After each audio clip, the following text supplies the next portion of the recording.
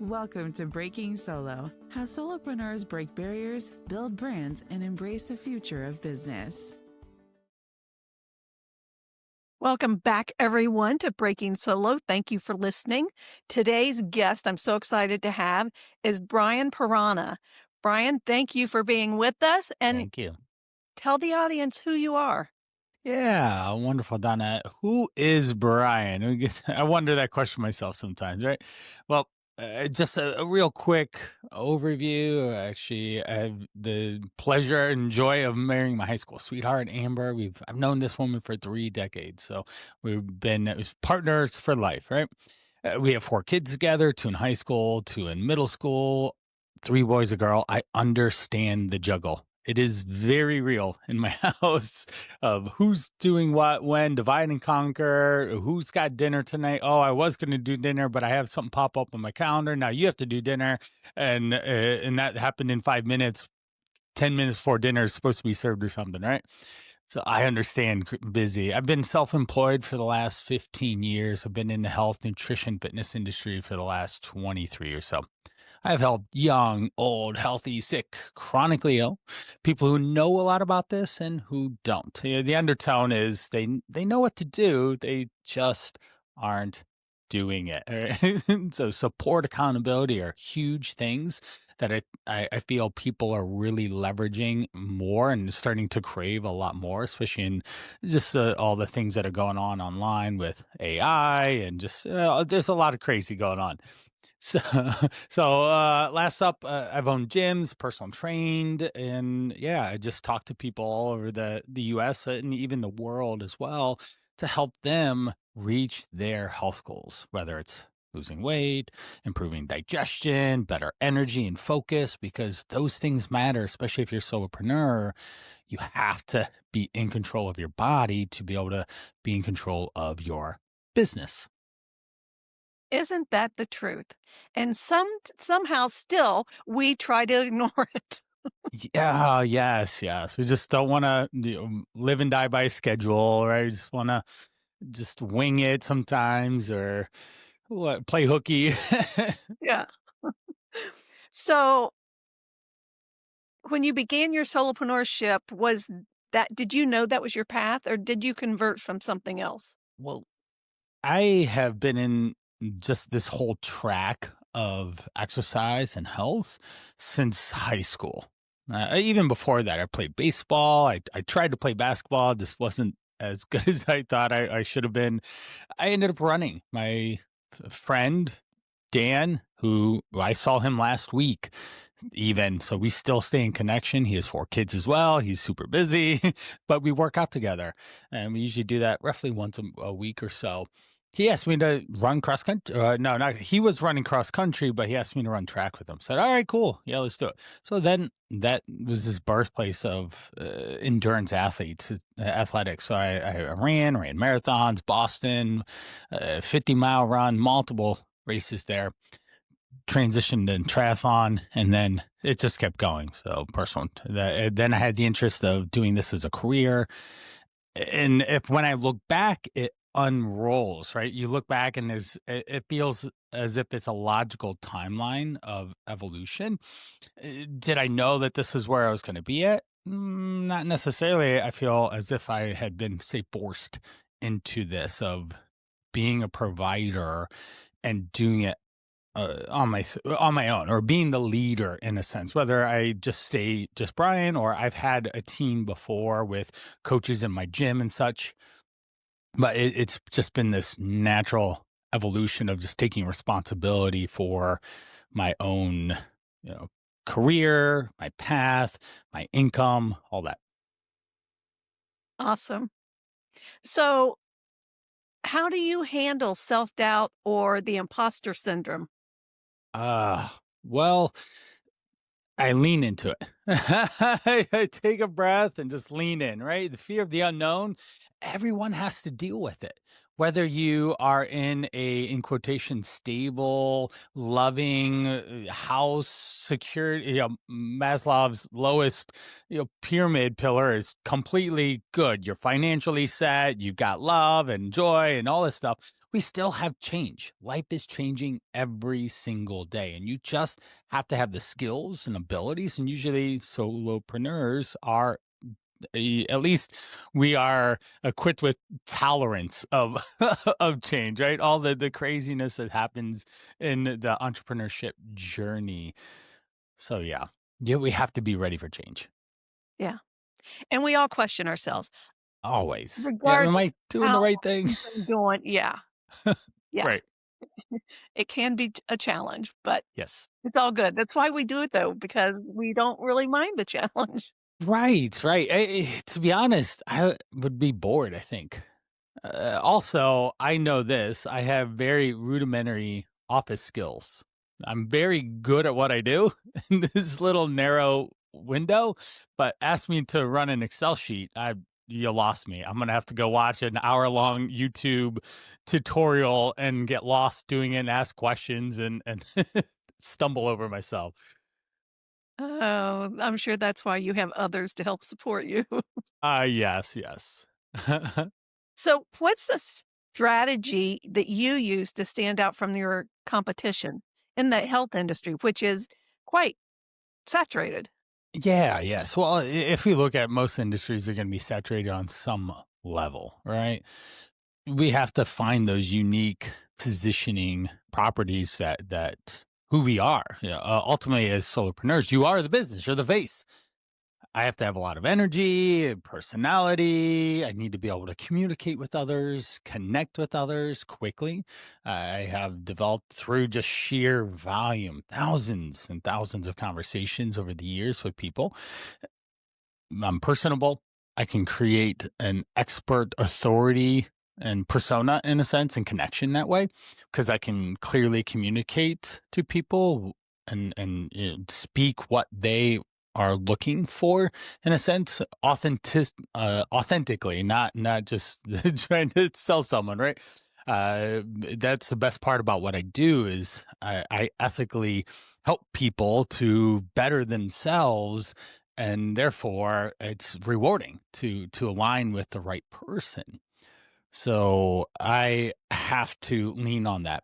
Those are some of the skills and getting my voice out. That's one of the reasons why I'm here is to speak my word, my experience, and be able to have others magnetically pull toward me because of the words I say, the energy I have, the thoughts and ideas, or the tips and tricks and hacks that help people in their everyday life overcome those situations where they trip and fall, especially in their health. Oh, I was doing good all day long, and then I tripped and fell, and this cookie landed in my mouth.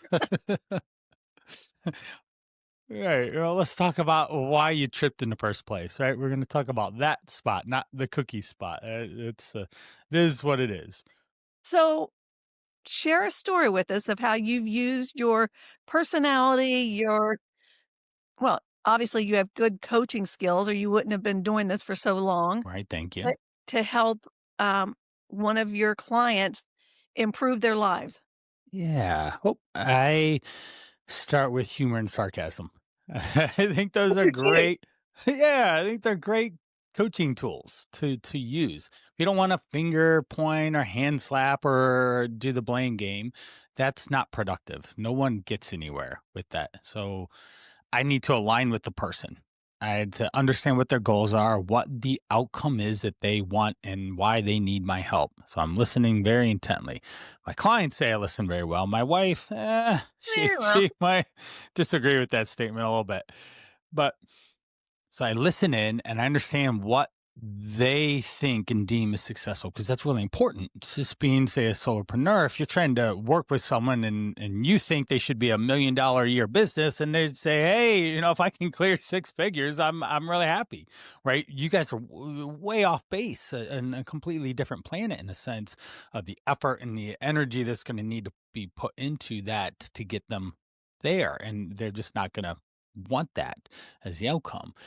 So I listen in and then I get to know and understand them. because of the coaching bond and the connection, that client coach relationship, I'm listening, I'm engaging. We communicate, we talk on a weekly basis. We text and engage about what they're doing and what they're thinking and how progress is going. One lady, I would say, Terry, we worked together back in 2017 or so. It was a while ago. And then we had success then. But when she just reached out at the beginning of the year because she had fallen back into just not a great spot, unfortunately, through COVID and just life. So she reached out, Brian, we had success the first time. I really need some help. Okay, great. Well, we're what, 8 months in. She's down almost 50 pounds now through just consistent action. We have a great relationship. It's very encouraging, inspiring. It's motivating in a sense. She shares what she does with her food choices, with her activity levels, with some of the challenges. She works in an office with everybody has a birthday.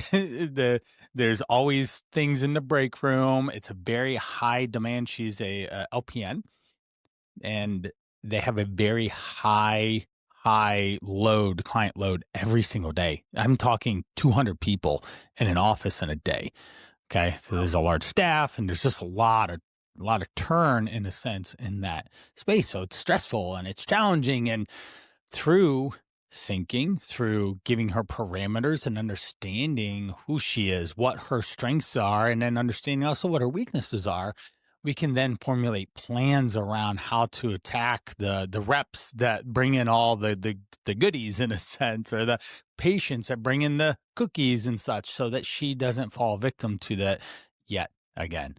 Now, one of the really, really cool byproducts of this, and I'm super proud, she lives in New York, and because she's lost the weight, she feels confident and is now moving to a new state, even not just across the road in a sense, but a new state from New York to South Carolina near Myrtle Beach.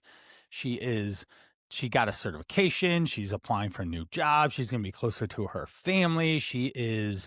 And I just don't believe, and we've talked about it a couple times, but I don't think that without that confidence, that energy, and that self-esteem boost, she would have just stayed in the situation that she was at, and just unfortunately just not be that happy, because the weight at where it got to was a sign that she wasn't happy.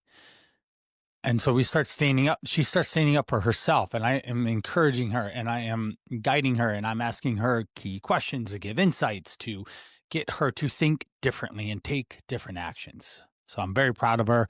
That's just one of so many stories of people taking better care of themselves and then gaining this confidence, this energy, and this passion for life to go do something fun with it and enjoy life, and not just do I think people live in 6-month cycles. You have the warm cycle and the cold cycle, but it basically is the same thing. You go to work, you come home, and you do it again, basically, and no one's doing anything fun.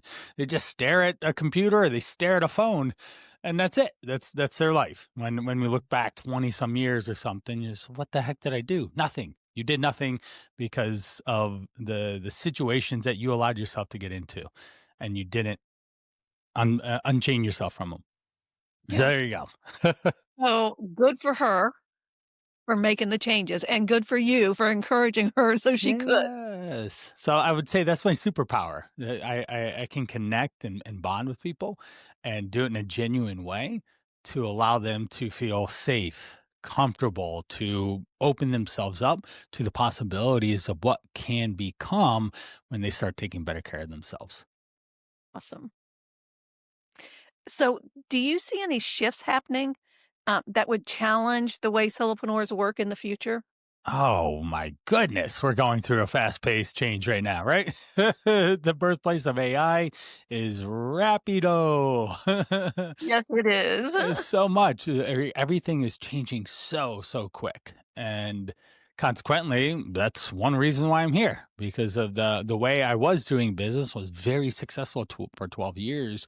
And all of a sudden, it's not so successful because of AI because of, in my world, GLP-1s, the semaglutides, Oh, and yeah. people are taking those first, even though they're for, say, diabetics, but they're not seeking out help to find some of the other situations and solutions that can solve for sustainable long-term success, like a coach in a sense. So those are two things in my world that I'm battling. Actually, one of my social media posts is going to be, I found it last night, but it said, "Goodbye, fitness coaches." And then here are 7 AI prompts to get you fully set up with a nutrition plan and a workout plan and everything. And that's literally going to be my post. Hey, everyone, I just found this yesterday. It's going to solve all your problems. Plug this into ChatGPT, post below what it tells you to do, and let me know if you're going to be able to do Yeah. Yeah. it. Yeah, that's not gonna work. And, doing the GLPs first also is not gonna work Yes, because it's a then tool, just another tool. right. Yep. Yep. Yep. Same thing with AI. It's a tool. It shouldn't be the lifeblood of your whole business. And I think again, we're moving toward it, but people are going to pick up on the fact that they're going to start to move back toward human connection, because that's what humans are all about, human connection. So, and I see it. I have an AI glasses on in a sense, because I do use it for my business to help with a little bit more, some automation stuff, right? Email automation and different things, and be able to create workflows a little better. But it's not an extension of who I am. It is not Brian. It's just a tool in the toolbox that I can leverage to help work faster, to get more reach or more activity or more productivity, and I'm not buried in uh, just doing this all day, or as an example. Yeah, exactly. Well, that's good. It is a great tool, and I love it, but, if we would all think back to COVID and how disconnected we felt to the human race, Yes. we wouldn't embrace it quite as much as we are. We would remember that human connection is so important. Right. Okay, so what's one piece of advice you'd give to someone starting their solopreneur journey? I'm going to go back to the very one of the first questions you said about the change, and the uncertainty of what's to come, or the doubt, or any of that. You have to take a deep breath in, and you just have to lean into it. You have to lean into it. And everything in this world is a skill set that you're able to develop, to learn, to be able to grow. Sure, you're going to make mistakes, but even that word, language, is a big part of what I do. I listen to what people say. I hear words that they use in the context that they're using them, and then I say, "Hey, can we pause real quick? You use this word. It's kind of a strong word. I don't didn't sound like that was the right word for that specific thing. Maybe we can pick a different word. What do you think?" And then, okay, yeah, I guess you're right in the context of, uh, I hate vegetables in a sense, right? That'd be a good one for me, right? That I would get. Well, maybe you don't understand how to cook vegetables in a way that's appetizing and exciting for you to actually eat them more. Again, that's not an AI issue. Right? You can use AI to help improve that. We have to figure out, okay, what is the way that we can. In fact, the next lady I talked to, Colleen, on our very first call, not even our coaching call, but our very first call, I said, she talked about not liking vegetables, and I gave her that insight, and I said, "Hey, I didn't know I have a love affair with Brussels sprouts." She said, "What do you mean?" That's, well, for 33 years, I thought Brussels sprouts were gross, and I just would never eat them. Why? Because I grew up, my mother, she boiled them.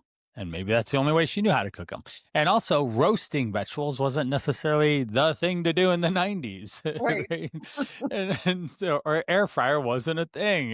And putting stuff in the oven for a half hour to roast is a lot of effort if you're got 2 kids and you worked all day and all this stuff, right? Come across roasted Brussels sprouts. Oh my gosh, these are amazing. I could have these every single day. And since then, I eat them with love and joy. So being able to shift with the time, learning the skill sets, understanding the process, and even again getting some support, coach, and a mentor in a sense to guide you through and fast track, collapse time. That's what we are ultimately looking for. Exactly. Okay, so do you have any exciting projects or launches coming up that you'd like to share?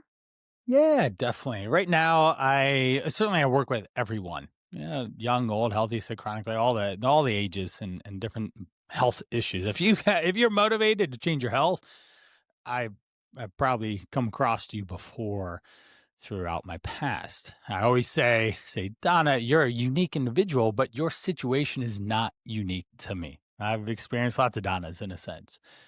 But one of the thing that's kind of grown on my heart is working with men in to say that 40s and 50ish range.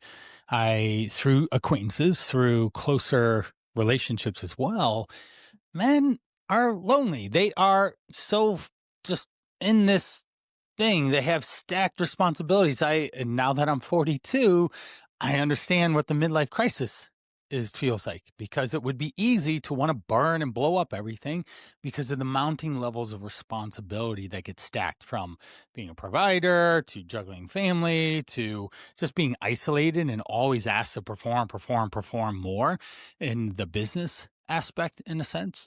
So men do that, and same with women, and women are super women. I commend every single woman juggling way too many things because society put it on them, and I'm sorry, I can't do anything about that for you, but I can sympathize with you and have empathy for the workload. But men feel that way too, and men have always been told to never ask for directions and never reach out for help, and different things like that. But silly enough, they'll hire a team of people to run a business around them and acquire the expertise and the skills and the consultations, all that, but they won't do it in their health. And that's where I come in and step in. So I'm what I call the call to rise. It's a 100-day fat loss transformation experience. That's what I really want to focus on, is the experience. It's not a transaction of information. It's men coming together, connecting in small groups to work and empower. Just think of too cliche, but the old high school football team. They were bonded. They were guided. Any sport team from your youth. You guys were connected because of proximity, communication, hard work. My 4 best friends right now are founded in fitness. I ran with one today earlier, Andy. I'm working out with Chris later today. Dan, I already talked about. And then Leo, he's another high school running buddy that we text back and forth pretty much daily, or at least weekly, every couple of days. But they all found it in fitness. And so therefore, I can use fitness to help men lose the weight, to get back to a healthier, happier, more productive body and energy and confidence, to then go be productive. Because if I drop a pebble in their pond, it ripples out to those people that are most important to them, their spouse, their kids, their work professional life as well. And they just can rise up in a sense and not just slowly dwindle into poor health into their 50s. And hey, I'm so glad you made so much money in your career to spend it on healthcare because you have a disease, or your life is shortened by 10 years, or just all sorts of different things start happening.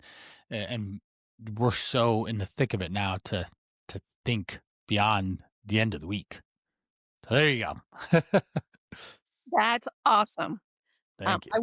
I wish I'd known you, um, probably 20 years ago when my husband worked all the time, worried about everything, and Yes. by 2017, he had a massive stroke, and then 18, he had heart surgery, and now he's on dialysis. Oh, So it's, yeah, been a yeah. travel.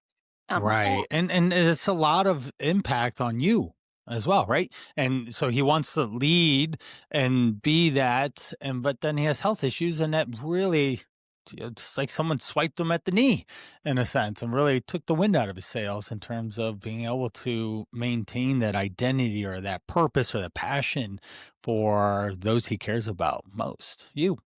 Yeah. So, yeah, he just lots of stress and he kept everything inside. Yeah, yeah, yeah. Okay, so Brian, where do people connect with you? Oh, for just health coaching, brianparana.com. For the Call to Rise, it's the calltorise.com for a men's program. Then you can find me at Coach Brian Parana in the socials. It's pretty much universal across all platforms. So whichever one you hang out on. So those are going to be the easiest ways to find me and connect with me. All right, and listeners, those links will be in the show notes, so you don't have to try to write them down real fast. Yeah. I guess one free takeaway that who doesn't like some really good, valuable tips. So I'm really good at planting those seeds or those tips or those actionable things that people get tripped up on in everyday life. I have a 30 days and 30 tips in 30 days sequence that we can put into the link as well. So you can subscribe to it and get 30 actionable, easy tips that you walk away from it. Oh, this is so easy, or I obviously know this, or I just need to do this. And I always say, even if you only did 50% of them, your life is going to be in such a better spot in the next month or two just by taking very simple, small action steps that build momentum, just like we do in entrepreneurship, right? We don't, eh, you don't eat the elephant all at once. It's one bite at a time. Right at time, absolutely.